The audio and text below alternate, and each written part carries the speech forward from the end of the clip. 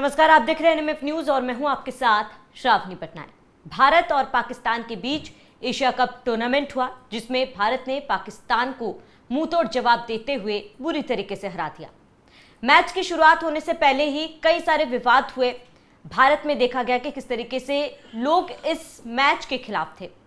हिंदुस्तानी चाहता था कि यह मैच भारत और पाकिस्तानी के बीच ना हो, लेकिन मैच हुआ और इस मैच के दौरान जो तस्वीरें हमने देखी वो हर एक हिंदुस्तानी के दिल को छू लिया।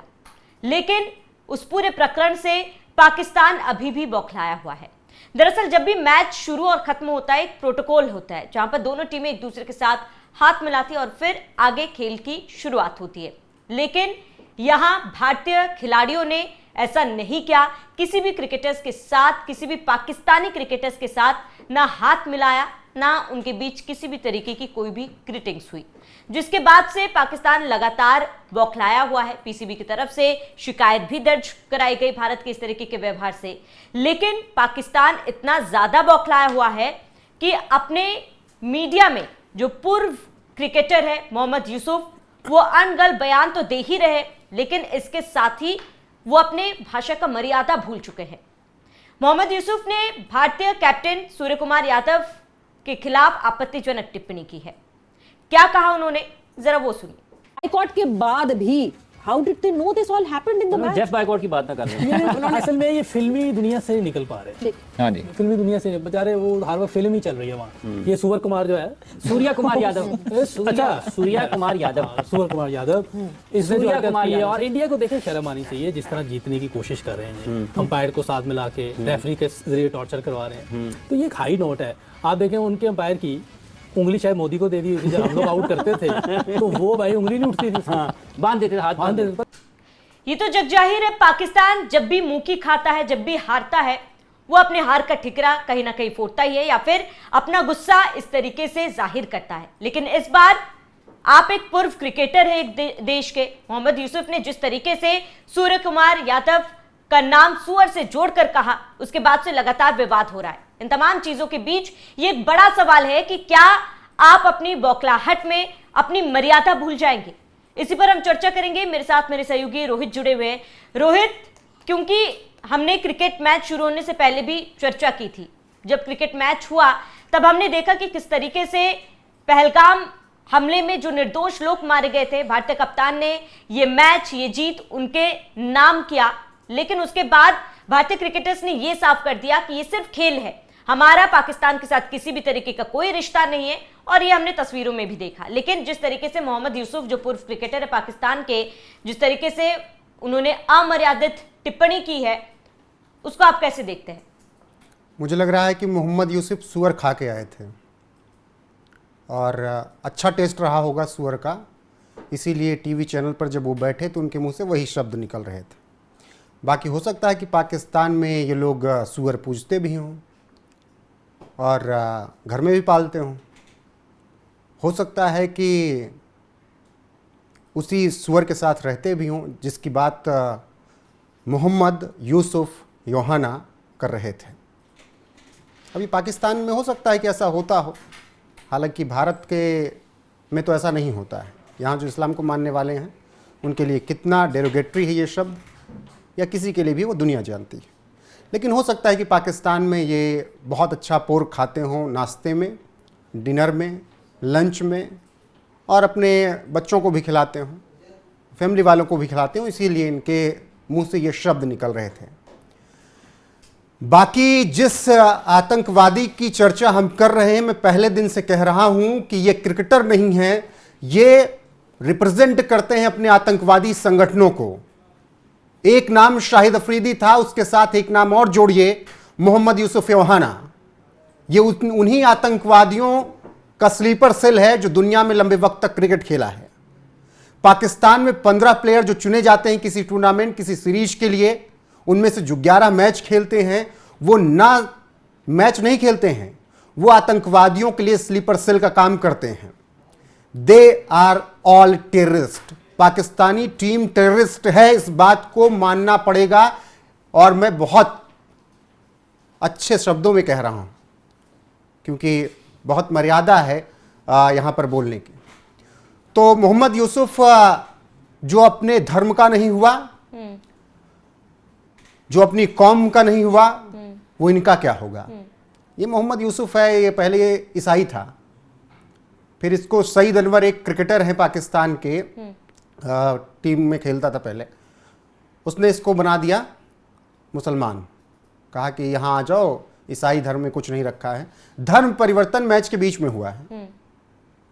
और मैं पाकिस्तानियों को आतंकी क्यों कह रहा हूँ, क्योंकि उनका मकसद क्या है, मैच नहीं जीतना उनका मकसद नहीं है, ट्रॉफी लाना उनका मकसद नहीं है। उनका मकसद है कि किस तिलक रत्न दिलशान को मैं मुस्लिम बना दूं। अहमद शहजाद ने 2014 में किया, एक क्रिकेटर है वहाँ पे, वो भी टीवियों पे ऐसे बैठता रहता है।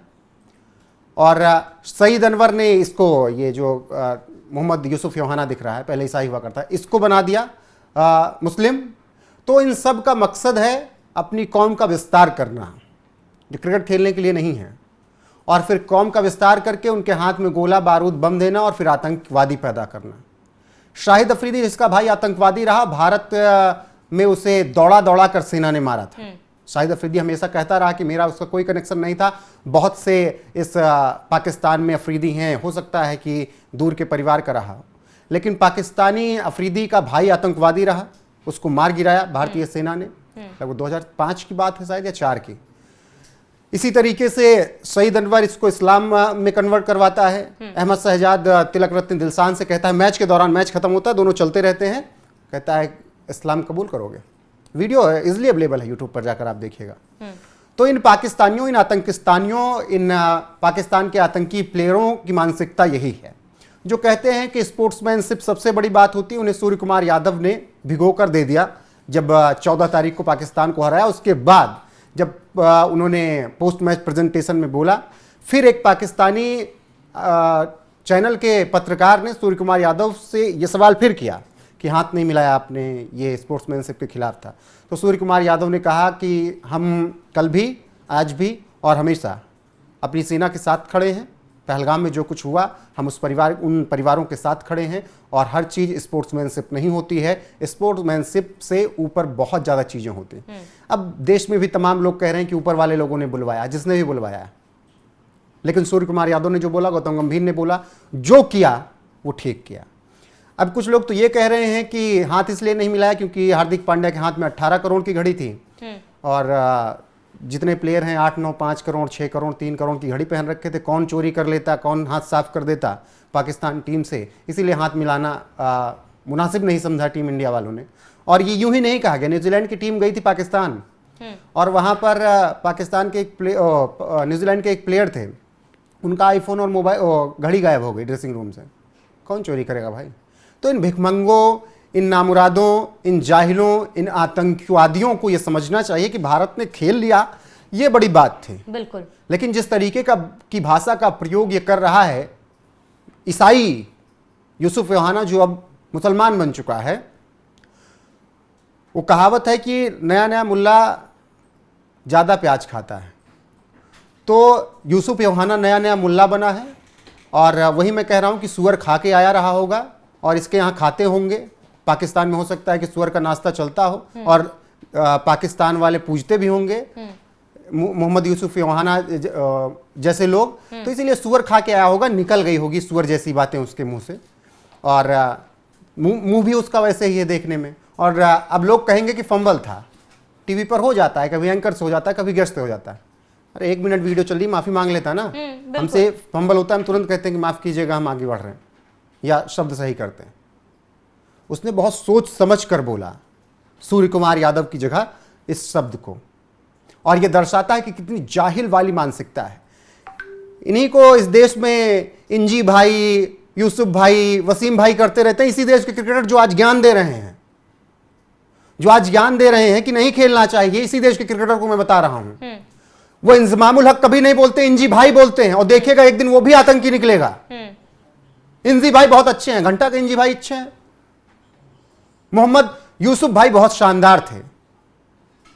भाई मोहम्मद यूसुफ सीधे से नाम लेना, जाकर देखिएगा तमाम टीवी इंटरव्यूज, बड़े बड़े टीआरपी वाले इंटरव्यूज में बैठते हैं, इंजी भाई करते रहते हैं, वसीम भाई करते रहते हैं। सरकार का दोस्त था, एक नहीं 1 लाख % था। 29 में चुनाव है, जनता जवाब दे देगी।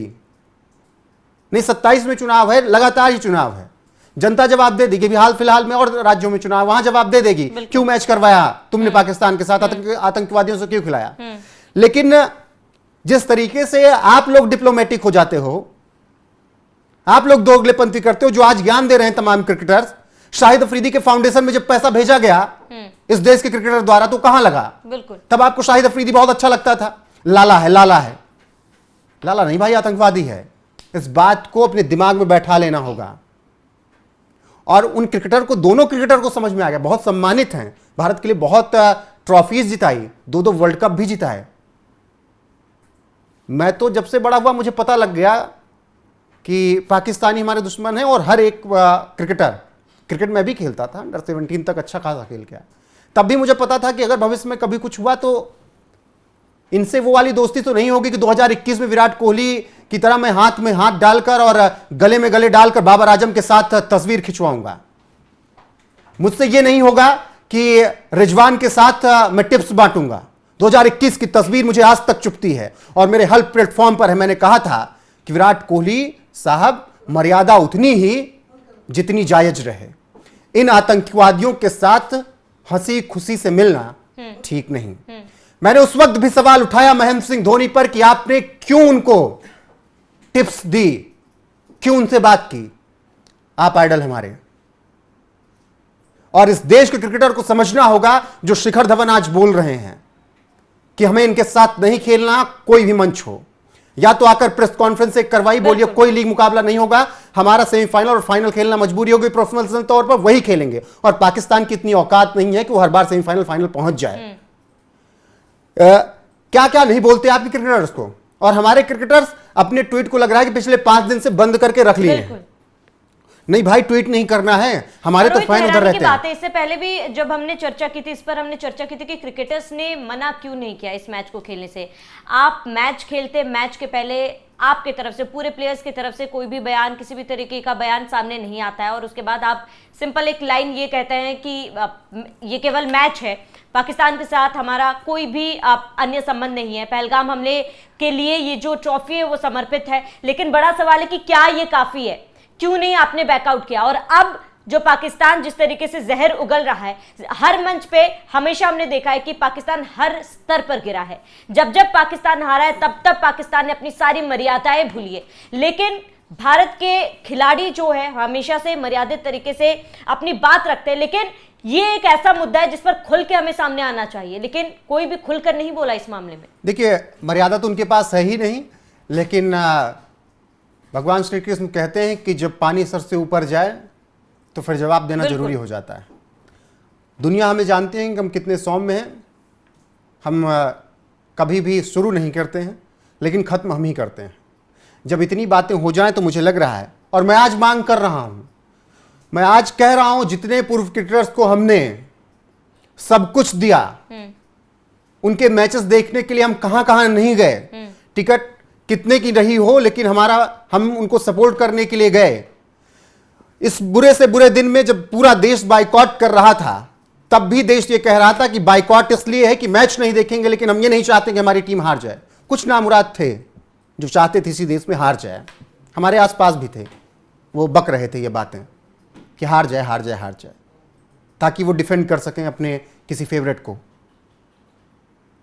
लेकिन उस दिन भी देश कह रहा था कि जीतना चाहिए, हम भले नहीं देख रहे हैं। आज उन्हें बोलना चाहिए भाई कि सूर्य कुमार यादव को कैसे बोल दिया मोहम्मद यूसुफ योहाना ने। आज ये बात होनी चाहिए, आप सबसे पावरफुल हो, और जब आपके हाथ में पावर रहे, गलत इस्तेमाल ना कीजिए, लेकिन गलत सुनिए भी ना। आपके दम पर आईसीसी है, आईसीसी के दम पर बीसीसीआई नहीं है, बीसीसीआई के दम पर आईसीसी है। 116 करोड़ जाएंगे इन आतंकवादियों के हाथ में तो बीसीसीआई के दम पर जाएंगे, भिखमंगे पीसीबी बोर्ड के दम पर नहीं जाएंगे।